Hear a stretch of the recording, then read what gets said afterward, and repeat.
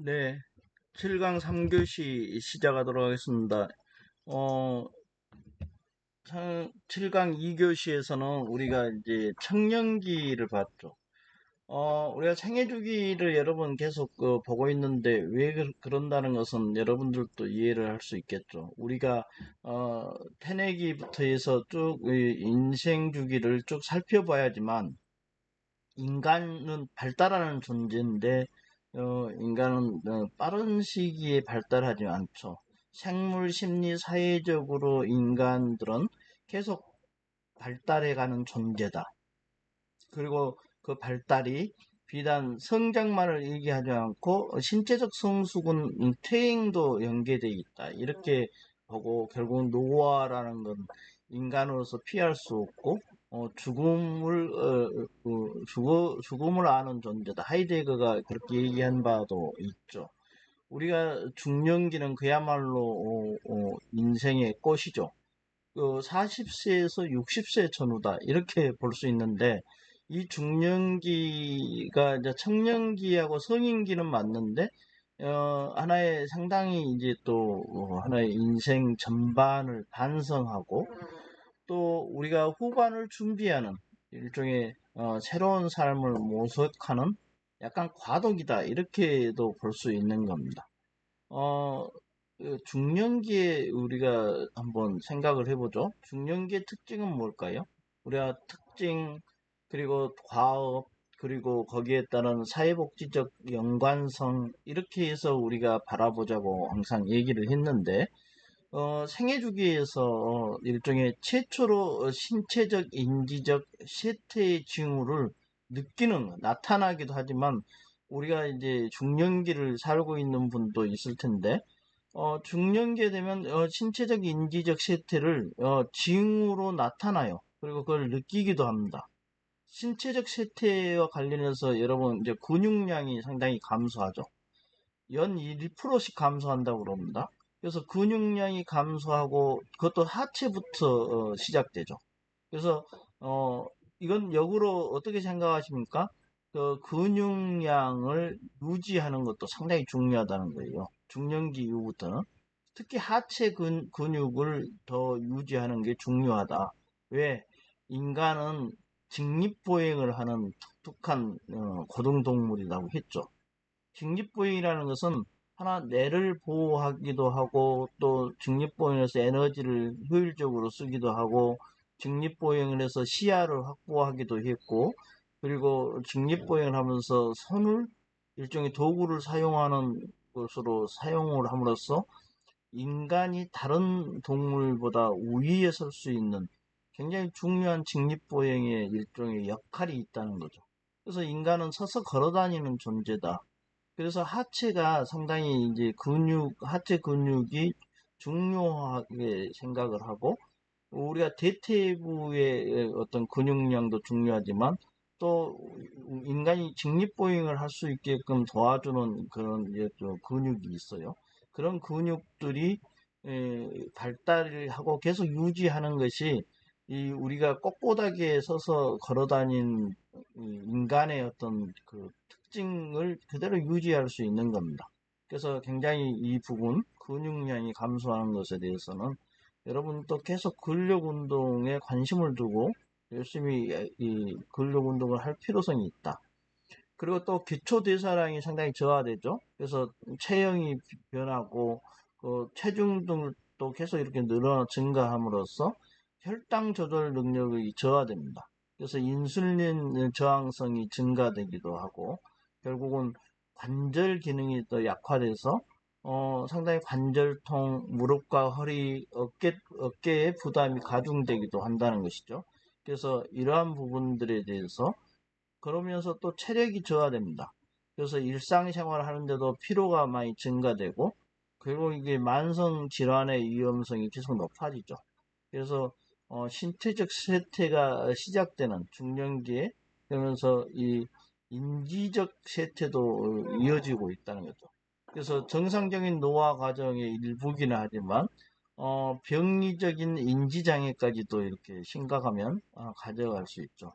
우리가 장애라는 것은 몇 번 얘기했지만 우리가 병적 상태에서 의사의 진단을 통한 질환을 넘어서서 장애가 되면 이게 회복이 상당히 잘 되지 않고 그것이 고착화된다. 증상이 고착화된다. 이래서 장애까지 간다고 그랬고요. 우리가 기억력이나 주의력, 그리고 처리 속도, 그리고 실행 기능 등이 점진적으로 감소하는, 그래서 중년기가 되면 신체적 쇠퇴, 인지적 쇠퇴의 징후가 나타나게 되고 몸으로도 이제 느껴지게 된다는 것이죠. 그리고 중년기는 역시 이제 과도기로서 노년기를 준비하는 시기죠. 에릭슨은 주요 과업, 중년기의 주요 과업을 생산성이라고 얘기를 했습니다. 만약 그것을 미해결할 때는 또 대비적으로 침체라는 것으로 이렇게 대치시켜 놨는데 우리가 직업 일을 한다 했죠. 일과 사랑. 성인의 하나의 이제 두 가지 과업은 일과 사랑이죠. 그런데 일과 사랑에서 일은 직업을 통해서 생산성을 극대화함으로써 상당히 이제 중년기가 되면 숙련이 되죠. 그래서 자신감과 심리적 성숙을 얻게 됩니다. 이게 직업이 성인 초기하고는 또 다른 측면의 이제 중년기의 직업에 대한 어떤 그 관점이죠. 그래서 생산성을 더 확대하는 중년이 되면은 숙련 한 분야에서 숙련이 되고 하나의 중간 관리자 이상이 되기 때문에 이게 자신감과 심리적 성숙도 얻게 됩니다. 중년기가 되면 신체적 변화와 정신 건강과 연계를 생각하지 않을 수 없는데 우리가 신체적 건강은 정신 건강에 영향을 주죠. 또 정신 건강하면 신체에도 영향을 주죠. 정신이 문제가 생기면 신체에도 문제가 생기죠. 정신적 스트레스는 신체적 질병을 유발하기도 한다는 것이죠. 그래서 아까도 얘기했지만 스트레스를 우리가 받으면 우리가 산성화되죠. 몸이 산성화되고 그 산이 결국 몸의 신체적 질병을 각종 장기의 질병을 유발할 수 있다. 그래서 신체와 정신을 따로 구분하지 않아야 된다는 것은 이건 이제 우리가 생리, 심리, 사회적 존재로서의 인간의 특성이기도 하죠. 우리가 생애 주기에서 중년기 생물학적 변화가 있다고 했고 이게 최초로 점진적 노화의 시작이다. 그리고 신체적 힘과 원기가 감퇴한다. 그렇게 얘기를 했어요. 시각과 청각도 쇠퇴합니다. 그리고 피부의 탄력도 줄죠. 그리고 주름과 흰머리가 생기기 시작할 때가 중년입니다. 그래서 중년에는 여러 가지 이제 변화가 온다는 것이죠. 우리가 전기 분포를 그려봐도 이렇게 해서 중년이 되면서는 계속 이제 노화로 진행하는 그런 그래프를 우리가 생각할 수 있는 것이죠. 중년기에는 성인병인 당뇨, 뇌혈관 질환, 그리고 비만, 암 등의 만성 질환의 유병률도 급격히 증가하는 시기이기도 하죠. 생리적 기능이 저하된다는 것은 우리가 생식 능력이 감퇴되고 갱년기란 현상이 나타나죠. 이것은 여성뿐만 아니라 남성도 나타나고 여성은 50대 전후에 폐경을 경험하게 되고 번혈증도 생기고 요실금 그리고 골다공증 여성의 에스트로겐이 감소하면서 폐경기 우울증이 나타나기도 하고 그리고 과민해지고 그러게 되면 이제 안전 부절 못하게 되는 것도 나타나고 피로도가 높아지고 불안 그리고 잦은 기분 변동 이런 것들이 이제 생리적 기능이 저하되면서 심리적 변화까지 경험을 하게 된다. 연계된다는 거죠. 남성의 경우도 테스토스테론이 감소하면서 여러 가지 이제 성기능이 저하되기도 하고 이런 시기라는 거죠. 중년기에는. 그리고 이제 성 역할도 교차 현상이 나타난다는 겁니다. 일찍이 융도 이런 얘기를 한 적이 있는데 여성은 이제 자기 주장적이고 독립적으로 변해 가면서 남성은 상대적으로 정서적 표현이 증가되기도 하고 그렇다는 거죠. 그래서 드라마 보면서 남성이 이제 중년기 때는 울기도 하고 그런 거 우는 것이, 남성이 우는 것이 그렇게 금기시 생각하지 않아야 되지만, 남성이 우는 것이 우리 사회에 이상하게 보는 거죠. 남성도 정서적 표현이 상당히 증가한다는 겁니다. 어, 중년기의 발달과 관련해서 우리가 이제 인지적 변화, 정신건강 측면을 보면, 정신적으로 기억력이 감퇴되는 이제 인지 측면의 변화가 당연히 경험하게 되고, 중년기 인지 발달의 특징은 중년기 지능이 일률적인 감퇴는 없겠죠. 다 개인차가 있고, 방향성은 같지만, 우리가 인간 생애주기적 발달에서 첫 시간에 우리가 방향성은 같지만, 그 속도와 강도, 정도는 다르다. 이렇게 얘기했죠. 지능 감퇴의 여부는 이제 교육, 경험, 그리고 사회 문화적 배경 등 다양한 이제 개인차가 크다고 볼 수 있고, 어떤 노력을 하고 있느냐에 따라 차이도 크겠죠. 직업이 또 무엇이냐에 따라서 약간 차이도 클 것이고. 근데 우리가 이제 하나 생각해야 될 것은 지능과 관련해서요. 여러분, 이제 유동적 지능 있고 결정적 지능, 이렇게 두 가지를 한번, 지능이 두 가지 이상의 뭐 분류할 수도 있지만, 우리가 유동적 지능이라고 하면 뇌신경의 성숙도에 따른 이제 지능인데, 보통 이제 중년기에는 이 유동적 지능이 감퇴한다고 그래요. 그래서 정보 처리 속도가 감퇴되죠. 새로운 정보를 잘 빨리 습득하지 못하고, 또 있는 정보 처리도 상당히 늦어지는 그런 측면이 있다는 겁니다. 유동적 지능은 감퇴한다. 그런가 하면 결정성 지능은 감퇴 여부가 상당히 다르다는 거죠. 개인차가 더 크다는 거예요. 이것은 후천적 경험이나 학습을 통해서 얻은 지능을 얘기합니다. 그렇기 때문에 오히려 더 강화되기도 해요. 이게 감퇴하지 않고 더 결정성 지능은 높아지기도 한다는 거예요. 상대에 따라서. 교육 수준이나 직업, 문화적 배경에 따라서 상당한 차이가 있다는 겁니다. 그래서 유동적 지능은 감퇴하는 것은 이게 뇌신경과 관련되기 때문에 생물학적인 이유를 가지고 뇌 지능이 감퇴하지만, 결정성 지능은 결국은 여러 가지 교육 수준과 본인의 학습 능력, 그리고 새로운 어떤 그 문화를 배우는 거, 여러 가지 개인차가 크고, 오히려는 감퇴하기도 하지만, 감퇴에서도 상당한 차이가 있지만, 이게 증가하기도 한다는 것이죠. 그런 이제 중년기의 인지 발달의 특징에서 또 지혜를 갖추는 시기이기도 한다. 우리가 지혜라는 것은 이제 추상적인 철학적 개념이 아니라는 거죠. 지혜는 측정과 개발이 가능한 중년기의 인지 능력의 한 측면을 지혜라고 할 수 있고, 이건 고차원의 인지 정서적 능력이 포함된 거다. 이렇게 보고, 우리가 중년기에는 기억력은 감퇴하죠. 인지적 측면에서 변화가 일어나는데, 아까도 얘기했지만 정보 처리 능력이 저하되기도 한다는 것이죠.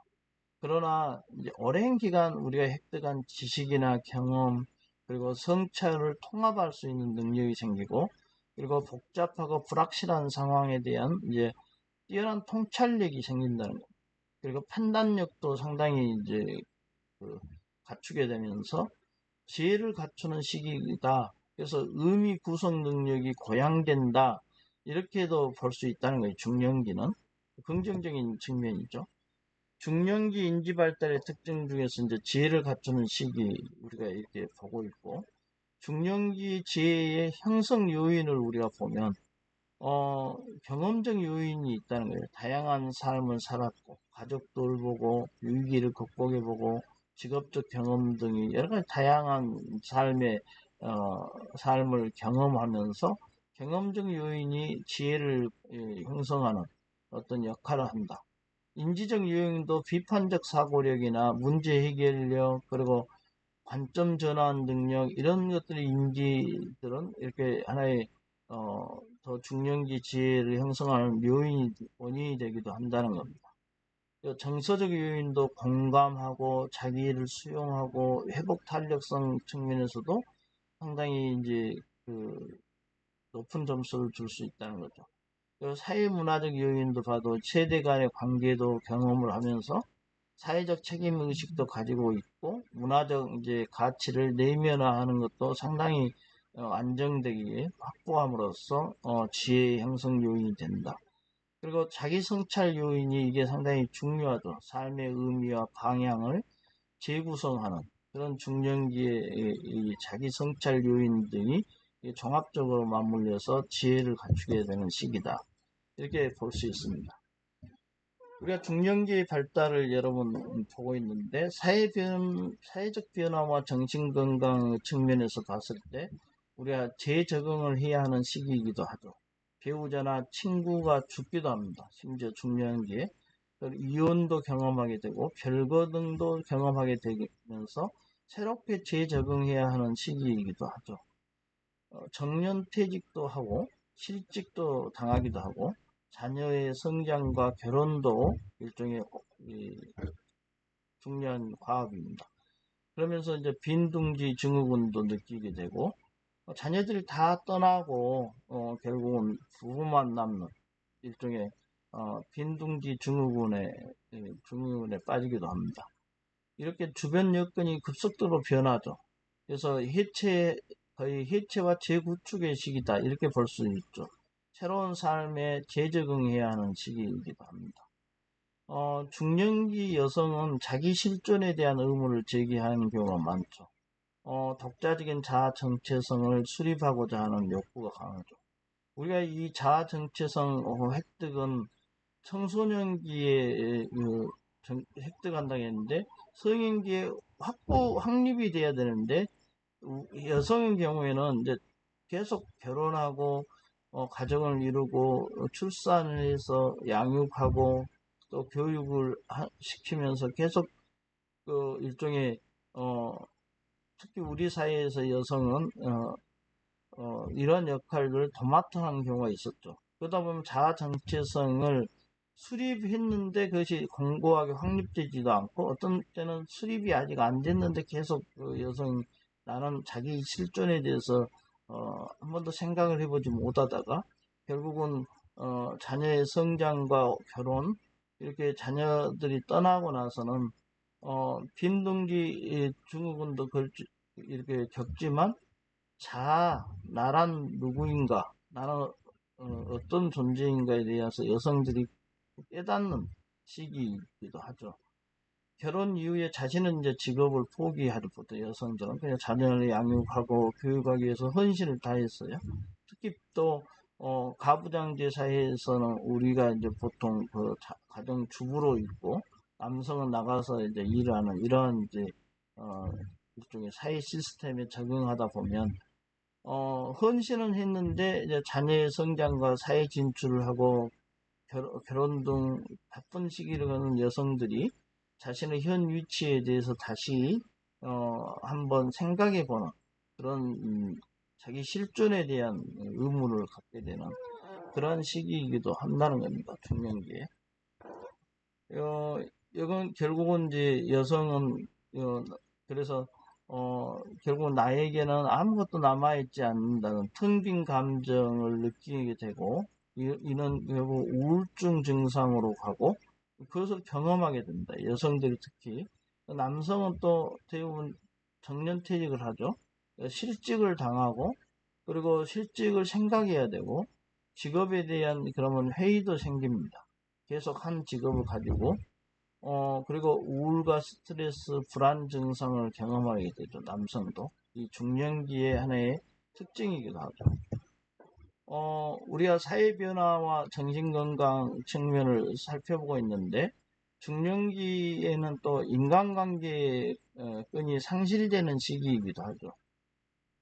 고령의 부모님을 두게 되는데, 돌봄에 지쳐있기도 하지만 한편으로는 또 고령의 부모님은 이제 우리가 사망이라는 일종의 이별을 준비하는 그런 이제 중년기의 삶이 되고 우리가 배우자 또는 친구와의 이별도 하기도 합니다.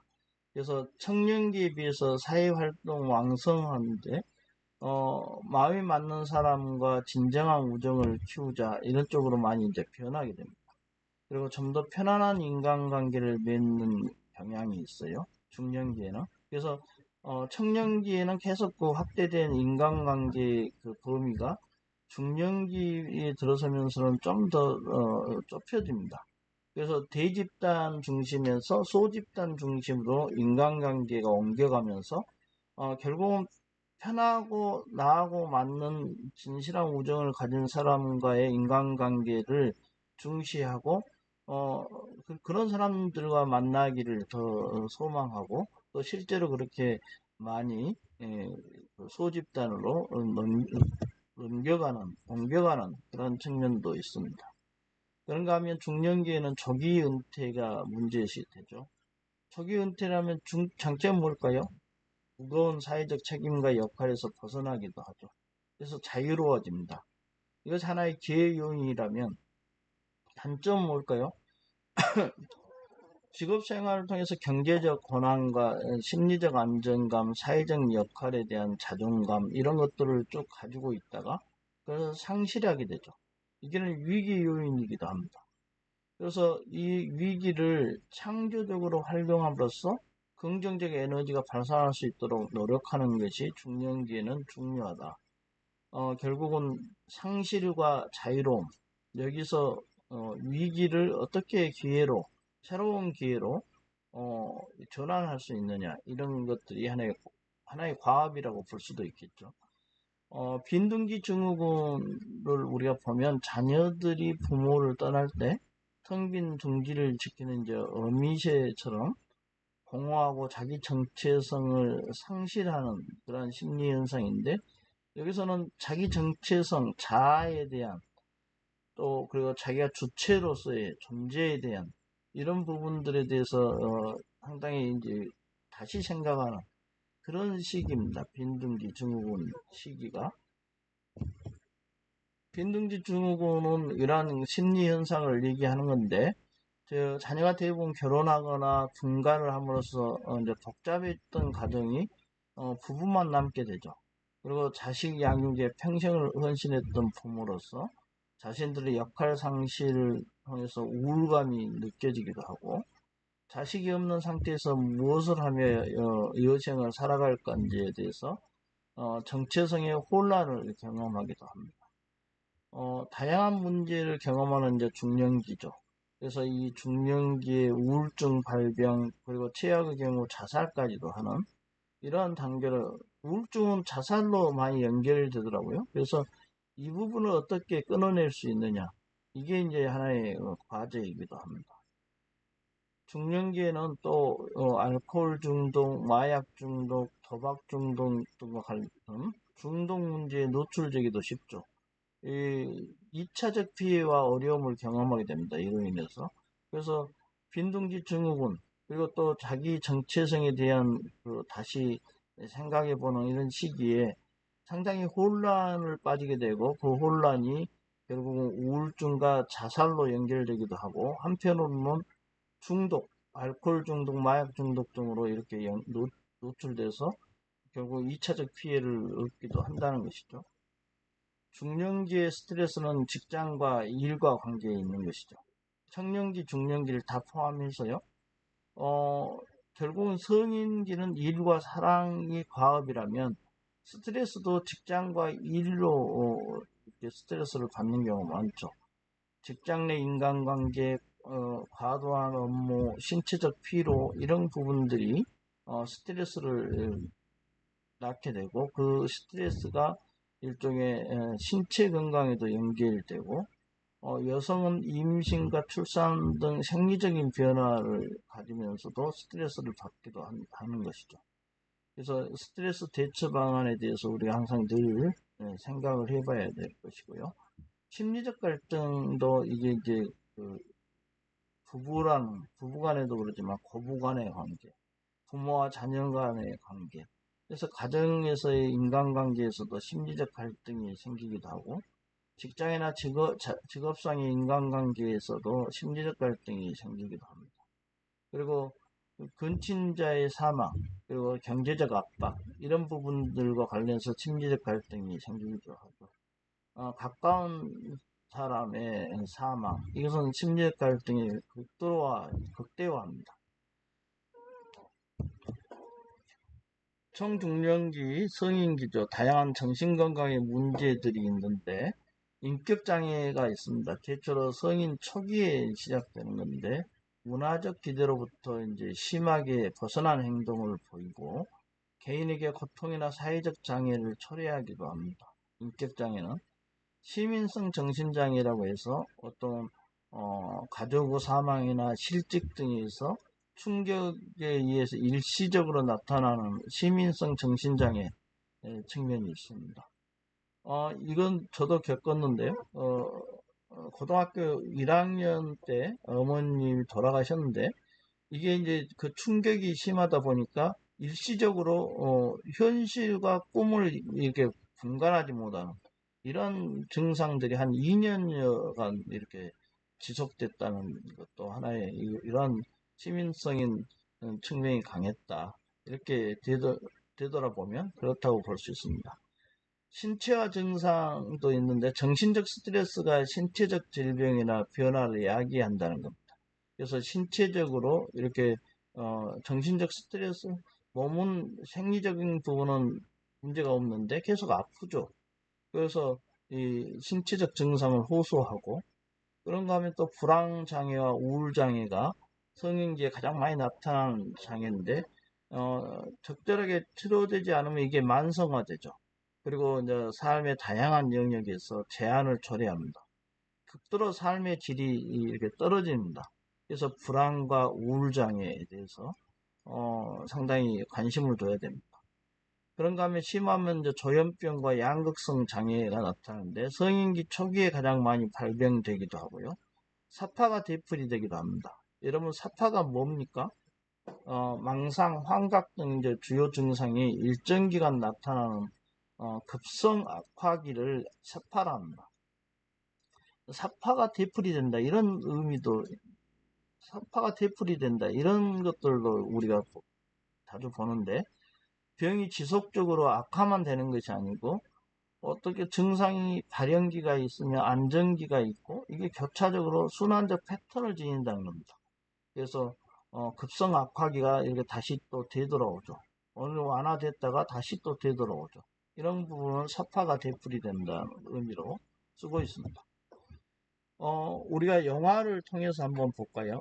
뷰티풀 마인드라고 해가지고요. 클라이언트가 여기서 조현병을 가지고 있는데 존 넷이라는 이게 실제 인물을 이렇게 영화화했다고 그럽니다. 존 넷이가 있는데 이 줄거리를 보면 내성적이고 무뚝뚝하고 자기 확신에 차 있는 수학과 새내기 존 넷이가 있었고 뛰어난 두뇌와 수려한 용모를 지니고 있었다고 그래요. 배짜 천재인 그는 이제 기숙사 유리창에 노트 삼아 하나의 문제를 풀려고 매달리기도 하고 술집에서 친구들과 놀다가 이제 균형 이론의 단서를 발견하기도 했다고 합니다. 1949년 27쪽짜리 논문을 이제 발표하면서 결국 20살의 청년 존 내시는 하루아침에 이제 학계의 스타로 제2의 아인슈타인으로 떠오르게 됐다고 합니다. 이후 MIT 교수로 승승장구도 하고 정부 비밀요원 윌리엄 파처를 만나 소련 암호 해독 프로젝트를 비밀리에 투입되기도 하고 자신의 수업을 듣던 물리학과 아리샤와의 이제 사랑에 빠져서 결혼을 했습니다. 결혼 후에도 존은 이제 윌리엄과 프로젝트를 비밀리에 수행하고 점점 소련 스파이가 자신을 미행한다는 생각에 이제 사로잡히게 되고 자신이 현재 어떤 상황인지 깨닫지 못하게 됩니다. 이 뷰티풀 마인드의 그 클라이언트 조현병을 가지고 있는 존 네이시는 결국은 이제 장애의 특징을 이렇게 살펴보면 기숙사에서 창밖을 바라보는 동안 이제 네이시에게 술 취한 룸메이트 찰스 허마이 나타나게 되는데 네이시의 망상장애에서 나타나는 환상이죠. 네이시는 이제 몇십 년간 망상이 지속되고 있었고 퇴근길에 윌리엄 파처라는 인물이 나타나 자신은 이제 국방부 장관이라고 소개하고 네이시를 연구소로 데려가고 그런 네이시에게 1급 보안구역의 출입을 허락하고 국방부 비밀 업무를 맡기게 되고 윌리엄 파처 또한 환상을 만들어내는 인간이죠. 실제가 아니라는 거죠. 다 환상 속에 있는, 망상 속에 있는 것이죠. 그리고 윌리엄 파처는 4시의 팔에 라듐 다이오드를 이식하고 동위원소를 심어 비밀문서 우체통 접근번호를 팔에 새기고 이때 엄청난 아픔을 느끼게 되기도 하고, 근데 이것도 다 환각이라는 게, 이러한 이제 조현병이라는 그 환각 증상을 존 레이시가 경험을 했죠. 장애와 관련된 이제 주요 이수를 보면 조현병 증상을 알려져 있는 망상, 환청, 환각 등의 증상이 장기간 가지고 있고, 약물 치료를 하고 한때 이제 이를 거부하고, 어떤 아이가 죽게 될 뻔한 상황도 발생하고, 어, 나에게 나타나는 망상을 의지하기도 하고, 네이시는 찰스에게 자신의 목표를 확고하게 전달하면서 찰스를 상당히 의지하게 됩니다. 그런데도 불구하고 이러한 이제 존 네이시의 삶 속에서 결국은 부인의 지속적인 믿음과 지지 속에서 자신의 증상을 극복해 가기 위해서 노력하죠. 결국 존 네이시는 부인의 도움으로 상당히 이런 부분을 극복했습니다. 그래서 우리가 이러한 뷰티풀 마인드 존 네이시라는 어떤 인물을 통해서 우리가 개입을 해야 될 때 고려해야 될 사항이 무엇이냐, 이것을 생각을 해보면 클라이언트가 보이는 주요 문제나 증상을 잘 이해를 해야 됩니다. 망상, 환각 등 사파의 형태로 이제 재발하고 완화를 반복한다겠죠.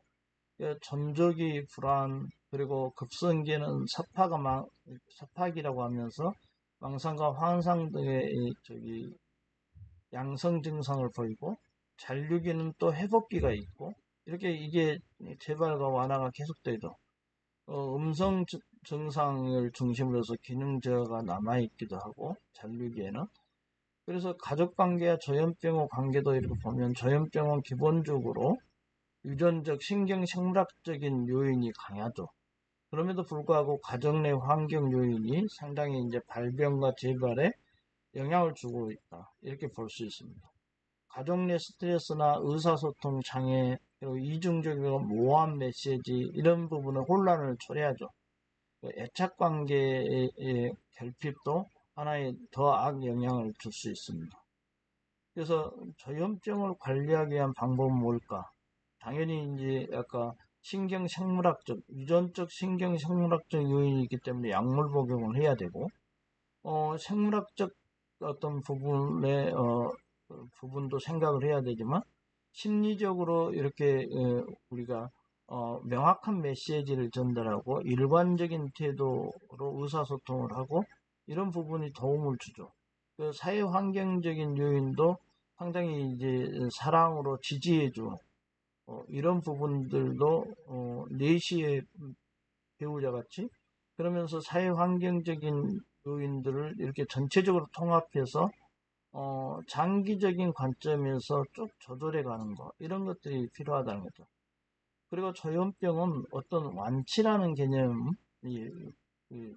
상당히 어렵기 때문에 완치보다는 증상을 조절하고 또 재발을 예방하고, 재발을 예방할 때 이런 부분이 필요하죠. 심리적인 부분이나 약물 치료 외에, 그리고 사회 환경적인 부분들이 하나의 그런 기능을 계속 회복하게 해주는 측면으로서 구성돼야 된다. 사회적 기능을 또 회복시키는데 상당히 이 목표로 둬야 된다. 결국은 이 실제 사건을 모방한 뷰티풀 마인드의 영화에서 보듯이 이런 노력들이 조현병에 대한 이렇게 조절하고, 그리고 재발을 예방하고 사회적 기능을 회복하는 목표들이 잘 돼서, 실제 존 네이시도 상당히 이제 자기의 역할 해서 자기 역할을 다 해서 상당히 이제 성과를 냈다고 합니다. 그런데 결국 안타깝게도 이제 그 교통사고로 사망하게 됐다고 합니다. 결국은 우리가 청중년기의 정신건강의 문제까지 우리가 살펴봤습니다.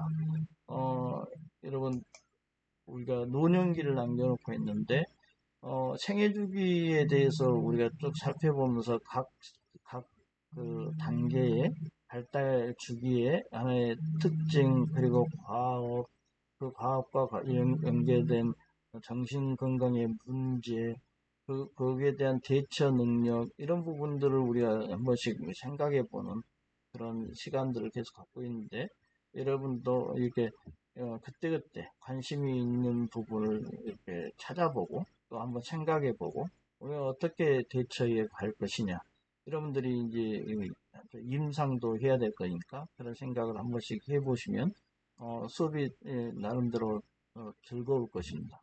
여러분 수업 듣느라고 수고하셨습니다. 이것으로 마치도록 하겠습니다.